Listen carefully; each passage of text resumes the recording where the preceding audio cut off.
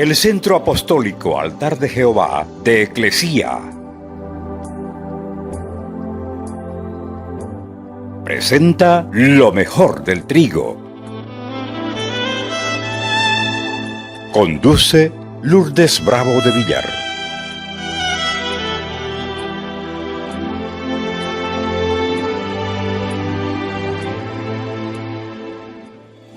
Todos nuestros días son un milagro de Dios. El hecho de que despertemos vivos y respiremos sin esfuerzo es un milagro. El hecho de tener una oportunidad más de escuchar la palabra aquí sentadito con aire en un lugar fresco y limpio es otro milagro también. Sentarnos a la mesa a comer y poder comer es otro milagro. La vida de nuestros hijos es otro milagro. Que tengas trabajo es un milagro también. La vida de unidad de familia es otro milagro. Tenemos que aprender a mirar al Señor en las cosas sencillas. Hay gente que tiene con qué comprar si no puede comer porque está enfermo. Y nosotros podemos comer. Es un milagro de Dios. Y entonces, mirándolo a Dios en las cosas pequeñas y en las cosas grandes, podemos ver lo que Él nos ha dado, lo que Él nos ha regalado, lo que Él nos ha ministrado. Y sin embargo, las familias viven peleando.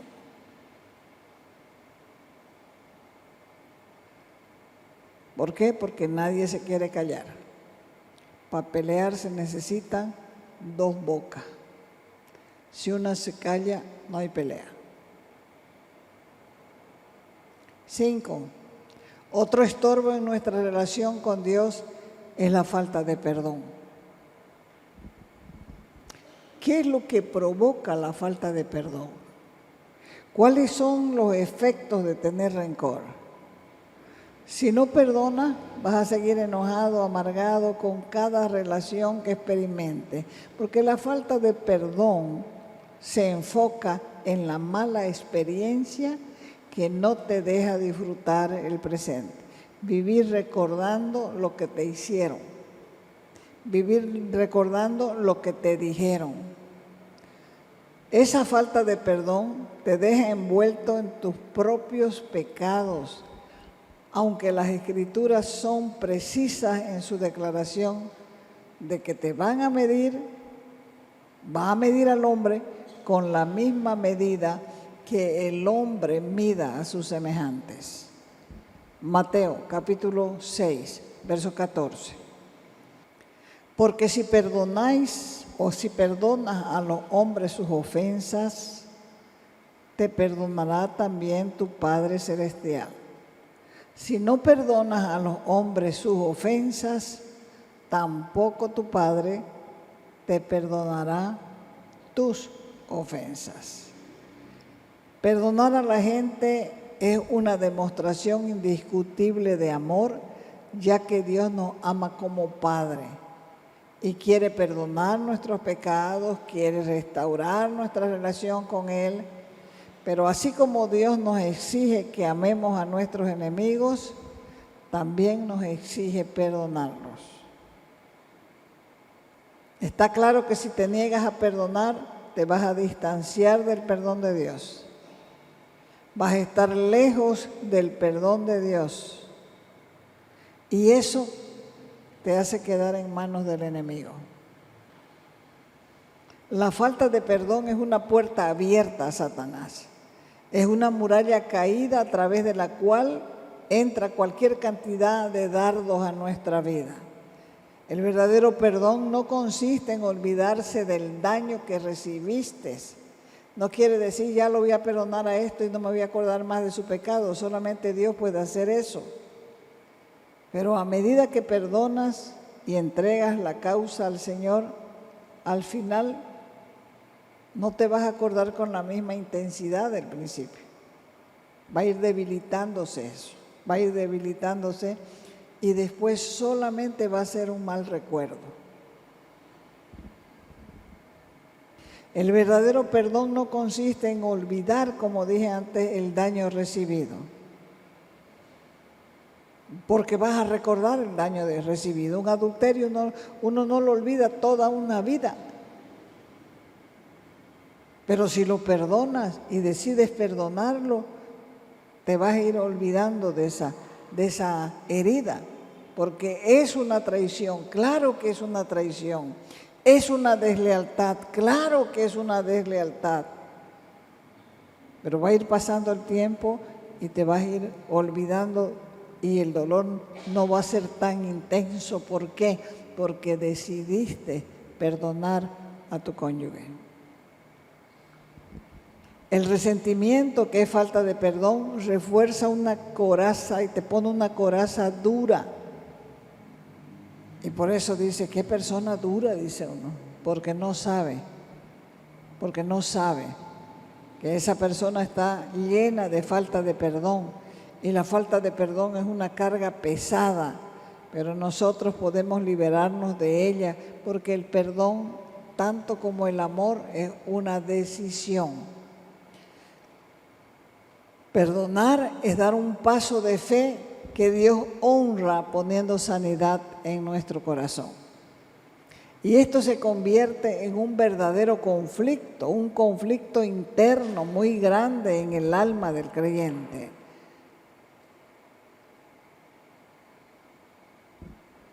Pues asumir que te vas a olvidar es mucha pretensión, pero vos te vas a dar cuenta que con el tiempo se va minimizando la herida. Porque nadie puede vivir con esos recuerdos. Es una de las peores la traición del adulterio es uno de los peores dolores porque es una traición, una deslealtad. Por eso es que cuesta perdonarlo. Pero si uno toma la decisión del perdón, entonces se va minimizando la herida hasta quedar sanada. Entonces, el perdón se tiene que trabajar, el perdón se tiene que conquistar, el perdón viene a ser un regalo de Dios y Él mismo es el mayor ejemplo de perdón. Él no condenó al mundo, sino que lo perdonó y oró a su Padre y le dijo, Padre, perdonadlos a estos porque no saben lo que hacen. ¿Merecía ser castigado así Jesús? De ninguna manera. Pero el ejemplo que Él nos da y su gracia y su favor, Él nos enseña con su misma experiencia a perdonar. Cuando miramos a las personas con dureza, con esa actitud de seres indestructibles, no son más que los síntomas de un alma agobiada, cansada, oprimida por la falta de perdón. Me dieron una ilustración anoche que les enseñan a las cajeras de banco las actitudes con que llega una persona y le ponen colores. Cuando llega esa gente a hacer una transacción y está enojada, ellas tienen la obligación de saludarle. Buen día, ¿qué desea? ¿Qué transacción tiene que hacer? Tarjeta roja. Entonces quiere decir que tienen que atenderlo al hombre con más cuidado porque está irritable. Después viene otro más o menos a hacer otra transacción. No está tan irritable como el de la tarjeta roja, pero está algo similar, entonces la tarjeta amarilla para ellos. Roja, amarilla, la verde me estoy olvidando. La amarilla es la sonrisa, ¿no? Y la verde, entonces la verde. Y ya cuando llega otro que está, buen día, por favor, hágame este trabajito y qué sé yo, voy a pagar mi cuenta, tarjeta amarilla. Oh, dije yo, qué interesante. Así deberíamos tener nosotros aquí en el bolsillo la tarjeta. No la hables a esa hasta con tarjeta roja. Y así nos evitaríamos muchos problemas también. Entonces, ¿la dureza se ve en la cara o no se ve? A veces nos equivocamos, sí, a veces nos equivocamos, pero normalmente se ve, el malestar se ve en la cara, todo se ve en la cara. Entonces, la falta de perdón te hace duro,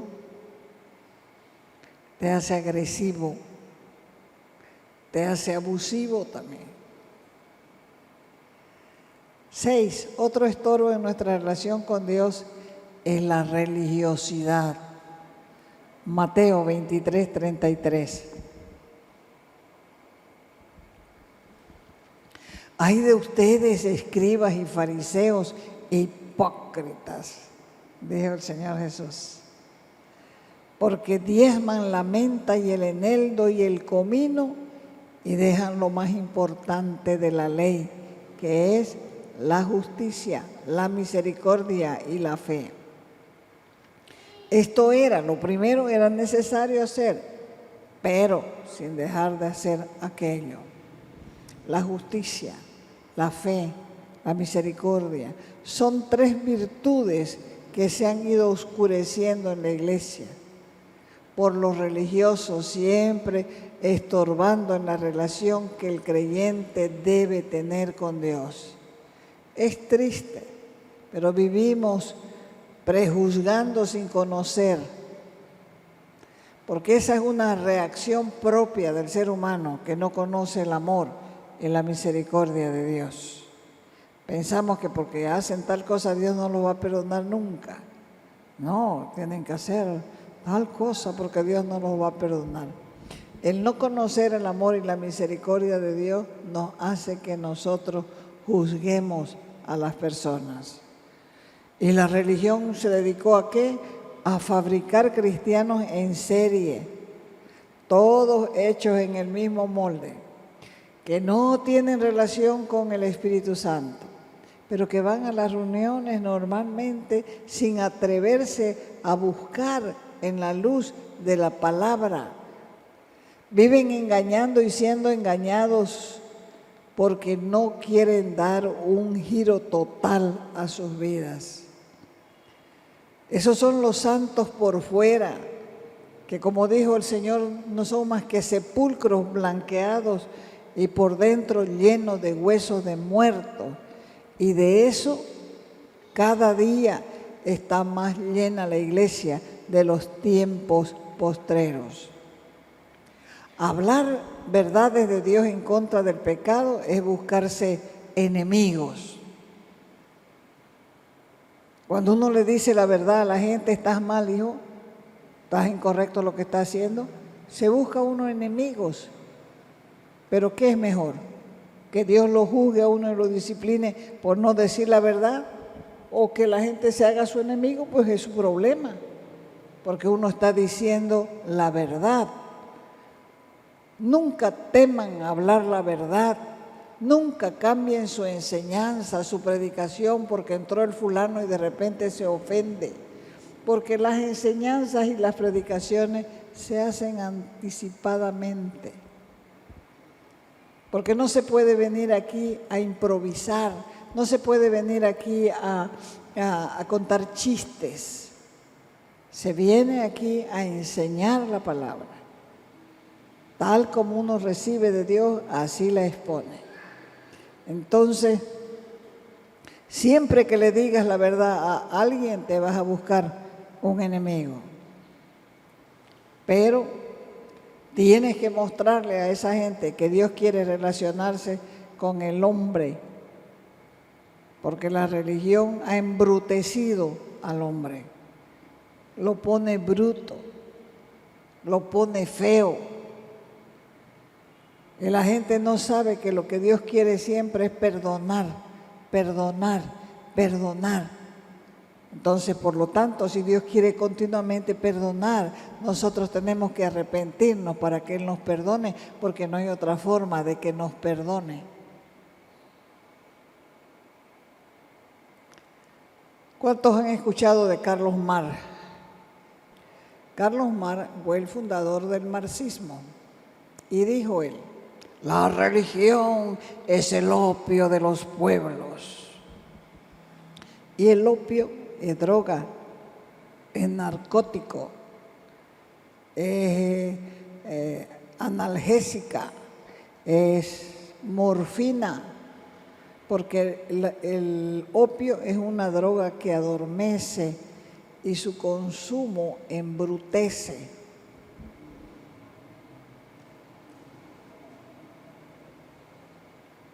En la guerra de Vietnam,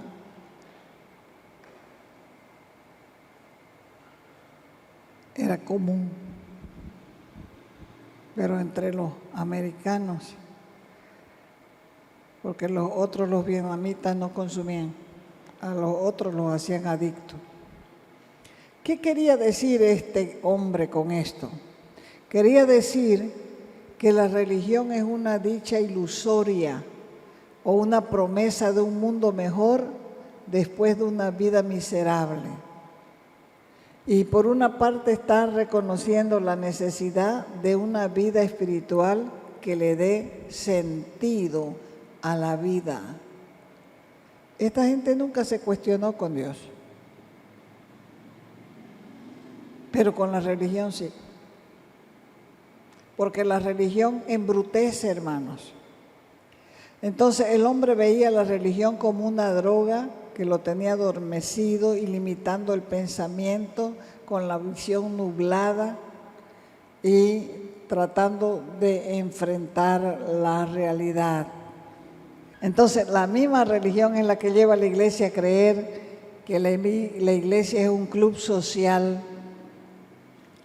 Y la gente cree que pagando sus ofrendas o sus diezmos ya son socios de ese club social y que tienen derecho a hacer su voluntad y no la de Dios. La religión tiene cautiva a millones de personas que aún están convencidos que las estatuas y crucifijos les pueden hacer milagro. Así funciona la religión, por más que se le enseñe, que te enseñe, le demuestre con la palabra que están equivocados en sus dogmas y consejos de hombre. La persona religiosa no puede ver. Solo Dios puede abrir sus ojos. ¿Con qué? Con la palabra.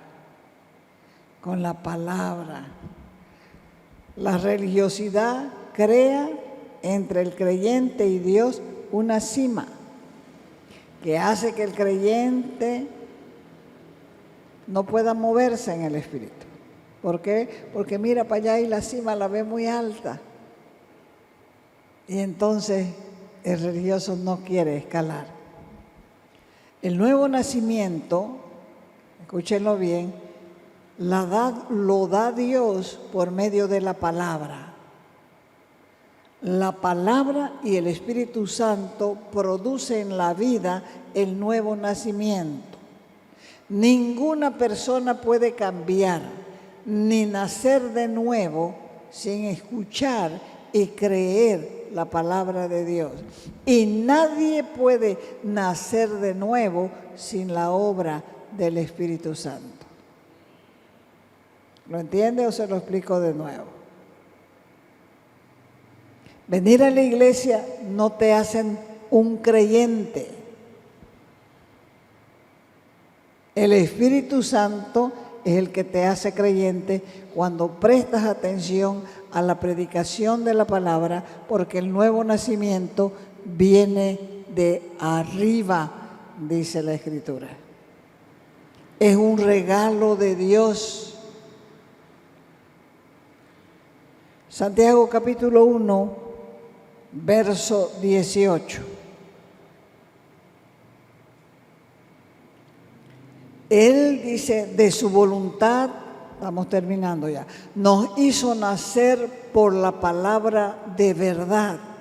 O sea, esta palabra de verdad predicada es la que te hace nacer del Espíritu. Y Él es el que te hace nacer del Espíritu. No el predicador, no el que lee la palabra, es Él el que te hace nacer del Espíritu por la palabra predicada, por la palabra leída. Primera de Pedro 1:23. Dice, siendo renacidos no de simiente corruptible,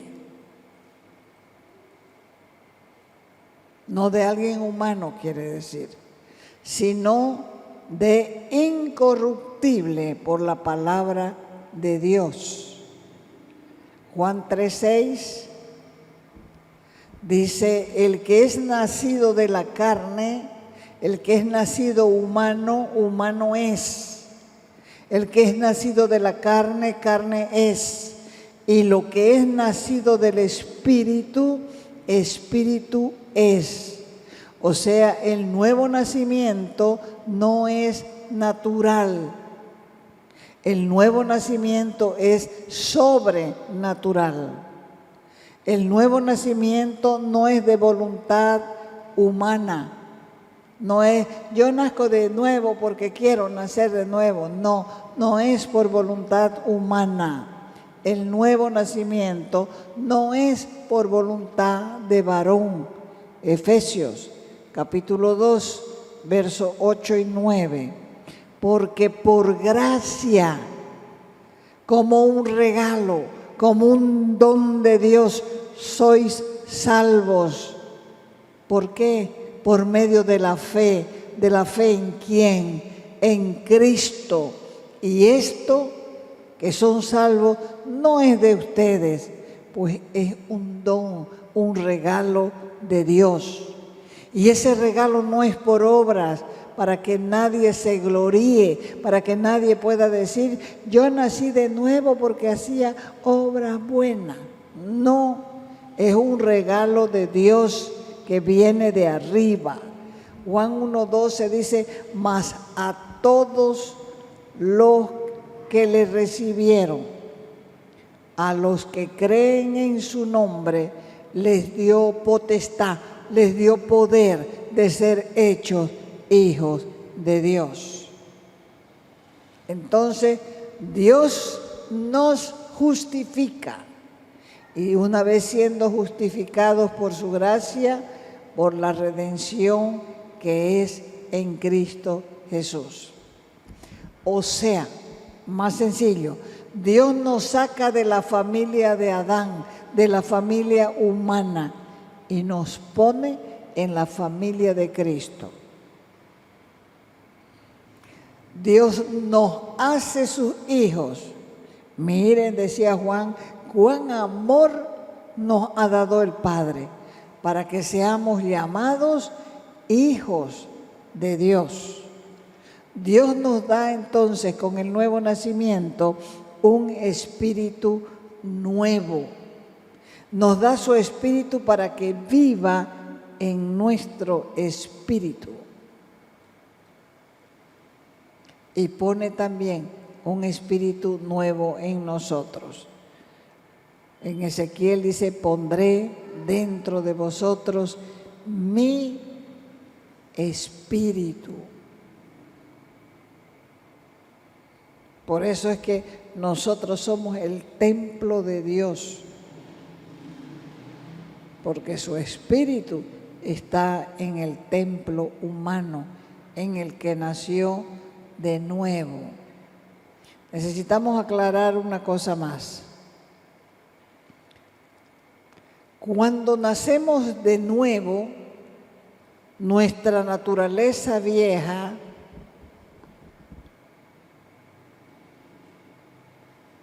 ¿se va o se queda? Cuando nacemos de nuevo, nuestra naturaleza vieja ¿se va o se queda?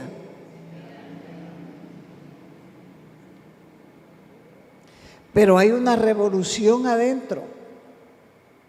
Dios no nos quita la vieja naturaleza pecaminosa, sino Él nos da su vida para vencerla, para vencer esa naturaleza vieja. Y con el Espíritu Santo en nosotros podemos vencer los deseos pecaminosos. Entonces Dios nos da vida eterna. Nunca estaremos separados de Dios, cuerpo, alma y espíritu, y este es el testimonio que Dios nos ha dado, dice, vida eterna, y esta vida eterna está en su Hijo.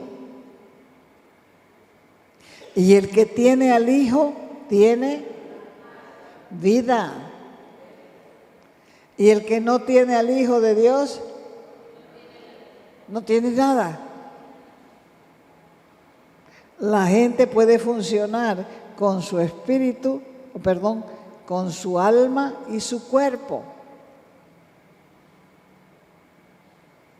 Pero el creyente funciona con su espíritu, con su alma y con su cuerpo. Porque al nacer de nuevo la persona, el Espíritu Santo entra a vivir en el espíritu del hombre. Dios hace muchas cosas maravillosas por nosotros, porque cuando nacemos de nuevo nos coloca en Cristo, 1, nos une con su Hijo, 2, nos libra del reino de las tinieblas, 3, nos libra del pecado, nos da poder para vencer el pecado. Hace posible que nosotros seamos victoriosos sobre el mundo, sobre la carne, sobre el diablo. Porque Dios nos está llamando a avanzar en el conocimiento de Él, para que se acaben esos creyentes hipócritas, esos creyentes figurones, esos creyentes de afuera. Los santos de afuera no son santos, en realidad son santurrones. Él nos llama a la santificación interior, pero por el Espíritu de Dios. Y si el Señor te reveló que algo no está bien en vos, dale gracias y reconoce que necesita cambiar. Último consejo, medita la Escritura. Lee, no te durmas leyendo. No te durmas leyendo, no tenés que leer un montón. Lo poco que leas, meditalo, lo vas a disfrutar. Dios no quiere que nosotros vivamos condenados, quiere que vivamos en la libertad que Cristo ganó en la cruz para nosotros. Si Dios te está hablando, no podés desperdiciar lo que Dios te está hablando. Si entraste bajoneado y Dios te está dando aliento, no podés salir igual. Porque ya conoces cuáles son estos conflictos internos que no te dejan crecer. Hay que sacarlo de la vida, hay que erradicarlo.